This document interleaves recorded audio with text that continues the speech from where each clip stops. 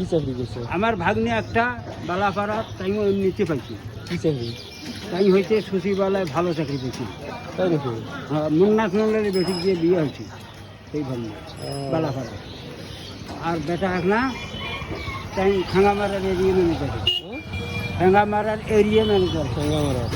ভালো হচ্ছে। আর এক বেটা গেছে টাইপের মধ্যে, টাইপ? টাইপ সৈদি। আর এক বেটা গেছে দুবেই। তাই নাকি? আর এক বেটা গেছে ইয়ে বসুন্ধরায় বহুদিন থেকে চাকরি করে। সবাই তো ভালো চাকরি করে। হ্যাঁ, আর একবার শেষুয়ে বেটা না লেখাপড়া করেনি সেরকম, অল্প